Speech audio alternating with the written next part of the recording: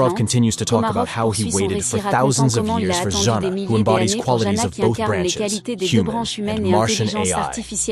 Only she can save humanity from themselves. She must decide whether humans deserve a second chance. Their conversation is interrupted by the military officer who intends to take the psychologist back to Earth. The American aims his weapon at the cosmonauts, and Zhanna seeks help from Komarov. Suddenly, the military officer starts gasping for breath and falls. Upon returning to the ship, Simon orders them to prepare to depart. Meanwhile, Gemma from the Zillion ship tries to contact her associates, but none of them respond. She decides to fly back to Earth alone. The Ulysses crew heads to her ship, trying to establish contact with her and informing her about the deaths of the military personnel, but she doesn't respond. That's when Meyer starts speaking, recalling their past relationship, and confesses that he's no better than Goldstein because he's willing to do anything to ensure his name remains in history, even betraying his team. However, she's not like that. She won't be able to live knowing she has ruined people. Suddenly, Gemma's voice is heard, asking them to hurry. Goldstein has heard that Gemma has decided to take the Ulysses crew back to Earth and has blocked the control panel of the Zeta 2 ship before takeoff. Décollage, people on the ship à bord prepare les for their passagers se impending préparent à leur demise, mort and imminente Jana et Jana asks demande Mars à what Mars she ce should qu'elle do. doit faire. Everything she Tout ce saw qu'elle a and vu et heard on entendu the sur red la planet planète flashes rouge lui through her revient en mind, mémoire et and, par la with seule sheer force de sa willpower, she volonté, elle removes the retire control le panel's blocage block. du panneau de contrôle. Suddenly, an Soudain, armed un military officier officer militaire appears in armé front of the apparaît ship, devant le intent vaisseau on damaging the déterminé à engines with his endommager les weapon. moteurs avec son Simon is arme. about to step out to Simon stop the s'apprête madman, à but sortir son Jana beats arme him pour to it. arrêter le fou, She mais aims the Jana le weapon at the devance. American, Elle but pointe informs him l'arme that sur Mars will be the l'Américain. one to kill him. Mais The elle military informe que officer c'est Mars qui le falls. tuera. Et The l'officier countdown for militaire liftoff s'effondre. begins, and Le Jana compte à rebours realizes du that there's décollage no commence time et to Jana return. comprend qu'il She n'y a bids plus de farewell temps to the pour crew, revenir. confessing her Elle love fait for ses Simon. adieux à l'équipage en confessant ship son takes amour off. pour Simon. Suddenly, Le vaisseau Meyer décolle notices that soudainement. it's dark at the Meyer North Pole of remarque Mars. qu'il fait nuit This au pôle means nord that they de couldn't Mars, have ce been qui there just a signifie few qu'ils minutes ne ago. pouvaient pas y être They quelques truly minutes were at the auparavant. North Pole of Mars, Ils étaient bien but in au the pôle distant nord de past, Mars, when mais the dans red le planet vide was et un still passé suitable lointain for à life. l'époque où At the same time, la planète Goldstein is rouge était informed of encore the ship's propice à la return, vie. and he's beside himself Goldstein with apprend le rage, retour du declaring that he vaisseau. will go Fou to de Mars rage, il himself, déclare qu'il and ira that's where lui-même the sur first Mars. season ends. C'est sur cette image que se termine la première saison.